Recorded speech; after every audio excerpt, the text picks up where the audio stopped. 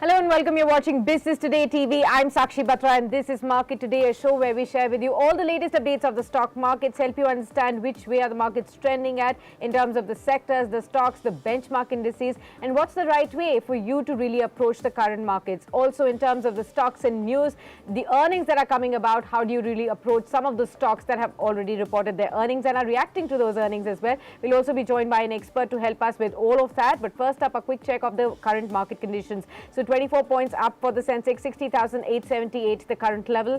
When you talk about the Nifty, it's hovering just flat with a positive bias at 18,108 kind of levels. The markets are absolutely flat amid a whole lot of volatility that we've been seeing through the trading session so far.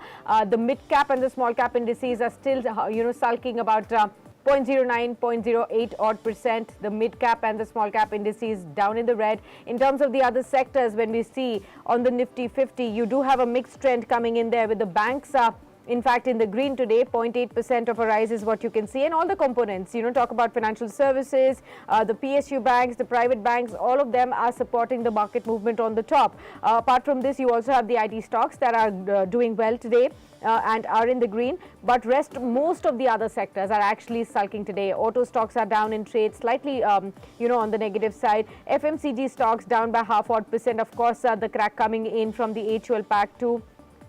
Metals are down by 0.4%. Pharma is also, not looking too well. 0.4% of a decline for that one. And the realty space stocks are also seeing some cuts at this point in time. In terms of the market breadth, you do have 27 declines to 23 advances as far as the Nifty 50 stocks are concerned. On the top gainers today, you do have Tata Motors. There's news flows as far as the EV pack is concerned. 2% uptick for this stock. Hindustan Coal India also 1.5% up in trade. HDFC Twins, those are the big heavyweights that are contributing to the markets coming into the green after that volatile move that we've been seeing in the first half of trading session. And Hindustan Bank also inching up too. On the other side, you do have HUL after those earnings and the royalty hike. The stock is down by 2.4%. Asian Paints has missed the earnings estimate, even though the management is confident of, seeing a demand revival going forward from here. The stock has reacted on the downward side, and this is the second day in a row. Yesterday, we saw about a 3% cut, and today there's a 2% cut as well. Nestle, JSW Steel, and Bajaj Finance, the other, movers on the lagging side as far as the Nifty is concerned. But time now to welcome our guest for the day. Mr. Abhishek Basu Malik joins in. He's the founder at IntelSense Capital and also is the Chief Equity Advisor there. Good afternoon, sir, and thank you so much for taking the time out for this discussion. First up, a quick word on the markets as to how are you looking at the current setup. And, we've been seeing a lot of sessions with a lot of volatility so far. What does it really indicate, and why are we not being able to see a clear direction in the market? So, first of all, good afternoon, and thanks for having me on your show. See, the first thing is markets, as you just mentioned, I mean, it's been completely lackluster. Last few days, it's just, either it's going up or down a little bit. The main thing is that it has been completely directionless. You're not going anywhere.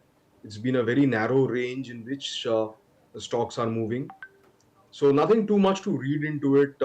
I think now is a good time for people to take their eyes away from day-to-day stock movements. Yeah. Look at, start following the businesses. The quarterly results are coming.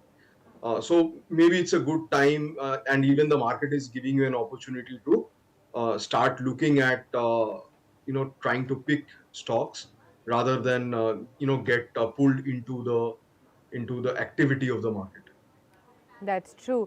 Let's actually jump into the earnings reaction that we've been getting. A whole host of big companies reporting their earnings, and the stocks are reacting, on those earnings as well. Let's start off first with HUL. Now, of course, apart from the earnings that we've seen here, the earnings are pretty good because, you see the net profit rising 12% or 25.05. It has beat estimates as well. There was in fact, when you talk about the kind of increase that we've seen the revenue front also has been there. It's coming at 14,904 crores. That's up by 13.8 odd % year on year too. So it's beat a lot of brokerage house, reports on that too, and the kind of expectations that they had.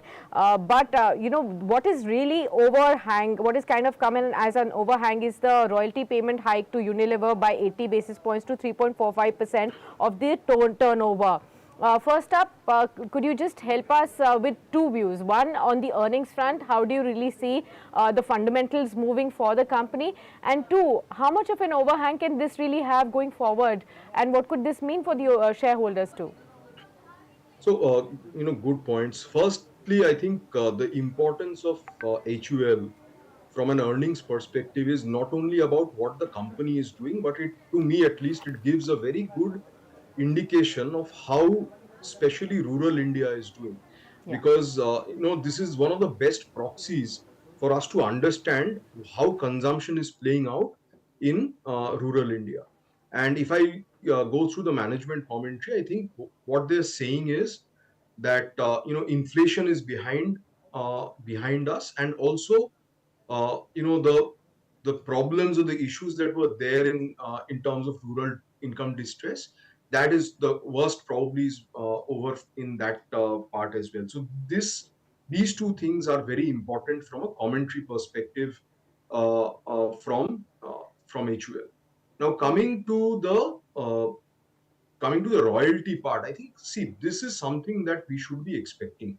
If I look at HUL, or if I look at the business, and I take say a 10 or a 15 or a 20-year view going forward, Hindustan Unilever is going to be one of the growth engines for Unilever Global, right? Because India, the demography, etc., is going to support growth, and it is but natural that the parent is going to look for more and more ways to sort of participate or get more out of what is the growth that is going to come from India.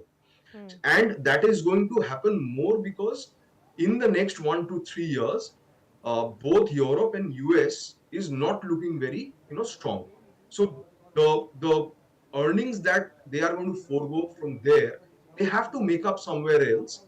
And India is definitely going to be one place out of maybe some of the other emerging markets where Hindustan Unilever is going to feed into their parent company uh, in terms of sort of sheltering its earnings from the other mature markets. So that's the You're way I look right. at it. You're right, Mr. Basu Malik. But the main grouse perhaps that investors have at this point in time is that perhaps this royalty is going to eat into the earnings available to the shareholders. It will benefit the company, and HUL's contention is perhaps to get access to Unilever's technology going forward and all of that.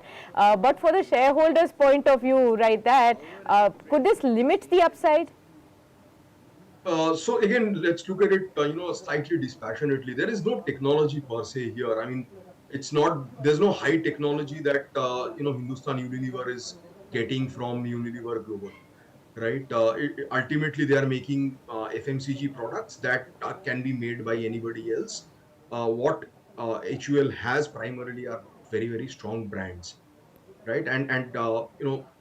So the technology part I don't buy into, but the fact remains is that yes, it is true that obviously if I am giving away a larger share of my earnings to somebody else, obviously my shareholders will get lesser. There's no question about it. It will be lesser. The point is how much lesser and how quickly will get to a stage of equilibrium. Now the point here is, if there is a significant amount of growth that is available in the Indian markets over the next, say, 2, 3, 5 years, then obviously it will offset the the increase of 80-85 basis points of the royalty that we are paying out. Okay. Let's also focus on two other earnings, three earnings in fact. Let's focus on first PVR. the entertainment major. It has garnered a profit of 16 odd crore rupees in Q3 versus losses. The revenues have also seen a strong growth right there. There's a sharp bounce back from the previous quarter on the back of some content performance as well, strong content performance. The top line has witnessed growth. In fact, when we see from operations, the revenue has grown by 53 odd percent to 940 odd crore rupees compared to 614 crore rupees in the same period last year as well. And overall revenue was up about 37 odd percent too. And in fact, the company has said that the quarter has witnessed a sharp bounce back from the previous quarter, and also the same has been reflected in the growth of the key operating metrics like admits, ATP and SPH too. Your thoughts on the earnings front as far as PVR is concerned, but the overarching theme still remains that people after COVID have actually got used to of watching content on the OTT platforms much more. Will that continue to be a big challenge for a player like PVR? And also I will come to the merger aspect later on. First, let's listen your views on this. Yeah, so I was about to start off with the merger, but since you said we'll take it up later, fine.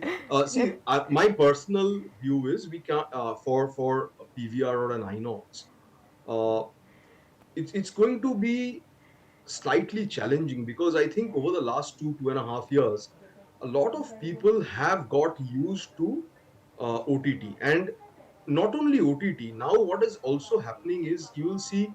So ultimately, you have one consumer.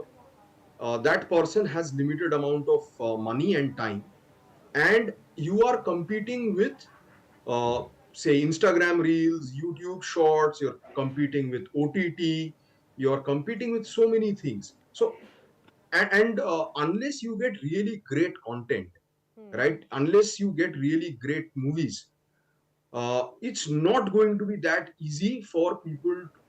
For people to go and pay a lot of money and get that theater experience. Now, having said that, I am personally a movie buff. So what I can, personally say is that the experience people will always look forward to. India or globally, theaters are not going to shut down, right? But the question is going to be the quality of content, the Yeah. number of good movies that are going to be available, and and that is ultimately what is going to drive uh, the business for PVR or Inox going forward. That's true, and it is highly unlikely for all those viewers who got used to watching OTT, who've already got their annual subscriptions going, to suddenly stop their subscriptions. They're not going to go back. So, of course, their spend on the theaters is going to be extremely limited to only watch highly, performed or rated content in theaters. Even though that experience is coming back, you may feel like going back to the theaters, but that's going to be definitely a big challenge that we need to see whether people come out in full force to watch that. The other aspect that you were talking about, the merger with Inox Leisure, while the verbal approval for the merger has come through from the NCLT, the company is tracking the projected timelines, and they hope to complete all the formalities by the current financial year. But amidst this entire merger, how should the shareholders, the existing shareholders, really view this? Is that going to be something that they need to track on a daily basis, on a weekly, monthly basis to be able to see, or is that something going to be smooth and perhaps it'll result in long-term benefits? I don't know whether it will be smooth or not. That remains to be seen. But one thing is for sure is that this is the merger of two very large entities for a particular and a peculiar situation. We had just because of COVID, uh, competition commission did not come in. Yeah. uh, Otherwise, this is a clear case of anti-competitive concerns being raised, because you are merging the largest and the second largest theaters together. And obviously, once the merger goes through, and if it goes through, then it will be actually by far a monopoly in terms of the number of screens available. So from an investor perspective, it should definitely be actually good. Okay.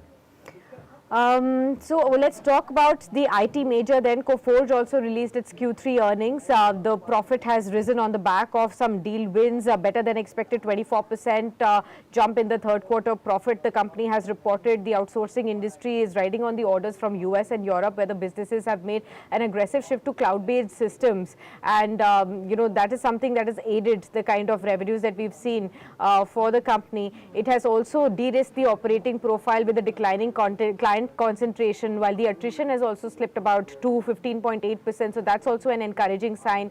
However, the EBIT margin, the earnings margin before interest and taxes has slipped a bit to 14.45%. Employees' costs and the other expenses have also impacted the margin. We've been seeing all the big 4-5 earnings of IT and how they have actually performed better than expectations, or like come largely in line when we talk about the main metrics right there. But we're talking about what we're looking ahead in their major revenue sources like US and Europe slowdown concerns. What about a company like Koforge, the mid-cap IT space? How is that going to be really competing with the large caps amid all these recessionary fears? So first of all, I think recessionary fears is the right operating phrase here. Whether US or Europe does get into a recession or not, the fears are definitely there. And when there are recessionary fears, so the first thing that happens is companies stop spending money on any kind of large scale projects, and they tend to sort of just keep the keeping the lights on kinds of projects, well, maintenance support kind of projects that keep going on, or ones which are required by regulation. So those are the projects that keep going on. Now, with that as the backdrop, I think next 1 to 2 quarters will continue to be a challenge for all these companies. Within that, companies which are not pure play IT services, they may do slightly better. Companies which have focus on, say, some sort of product development or some sort of uh, you know alignment towards a particular industry which is doing well, so those kind of companies might do slightly better. But plain vanilla IT services companies, I think they are going to remain under pressure for at least the next 2 quarters in terms of earnings. Okay. Let's also discuss the last earnings that are on our radar today, and that is Asian Paints. Of course, it came out with the earnings in the market hours yesterday, but let's still discuss the stock because about 5% or down it's already been after the earnings reports came out. 3% down yesterday and 2% down today. Of course, there have been subdued earnings this time around, absolutely flattish growth when we talk about the top line and the bottom line right there. Also, volume growth is definitely a major concern.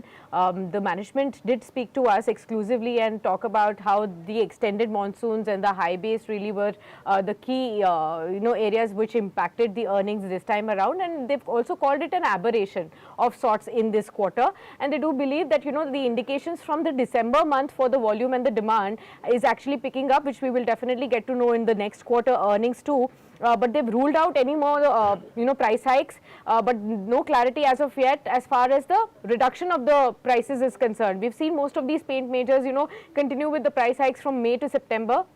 This quarter they've refrained from it, largely with the input cost pressures really coming off, and they do believe the cost pressures to ease going forward from here too.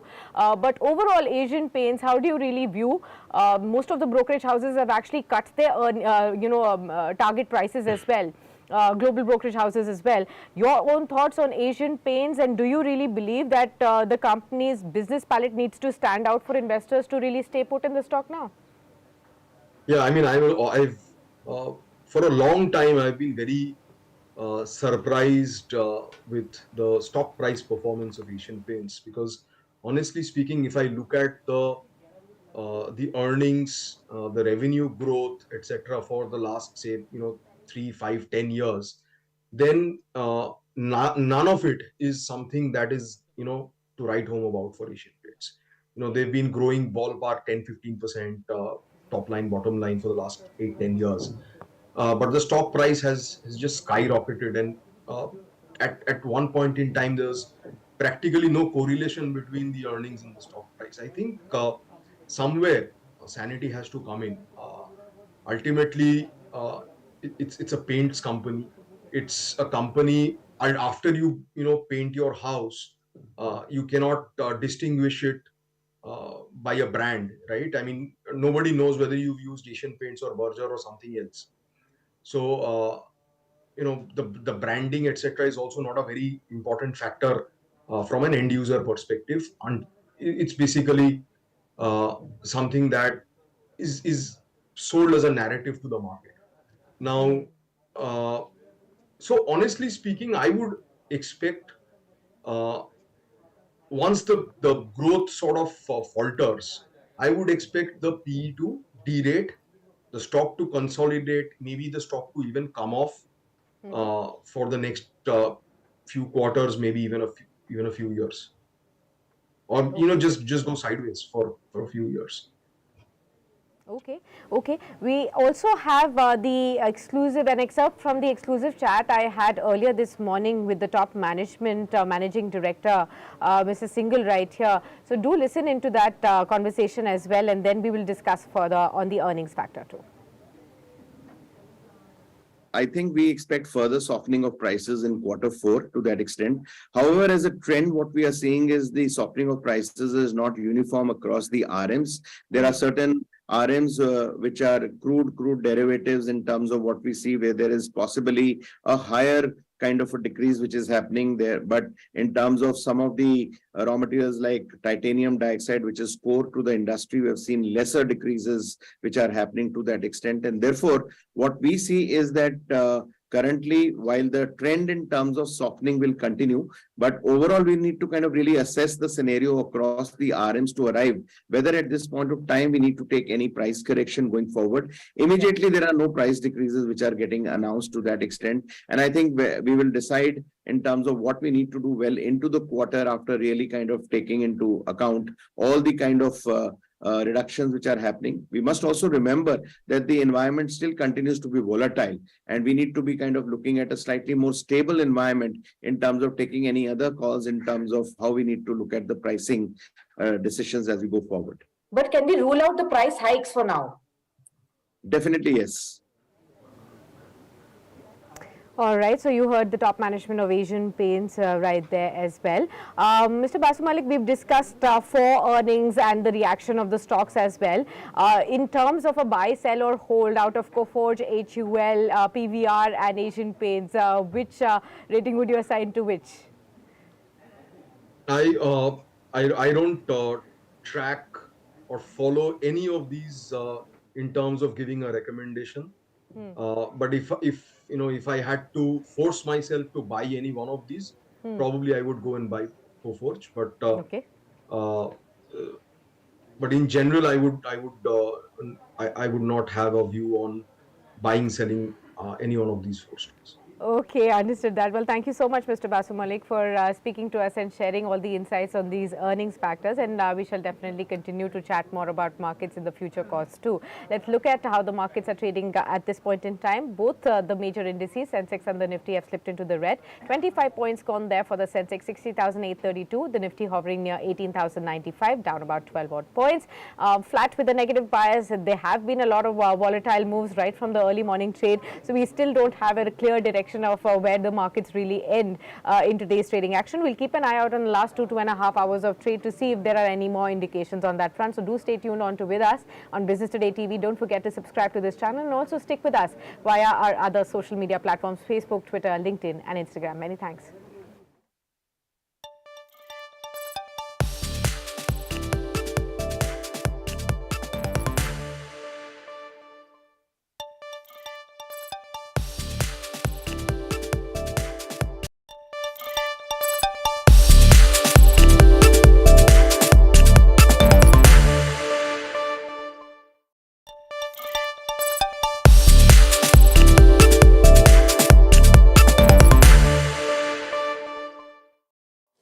Hello and welcome to Business Today Television. I'm Siddharth Zarabi, and with me today a guest who's worked in the financial services sector,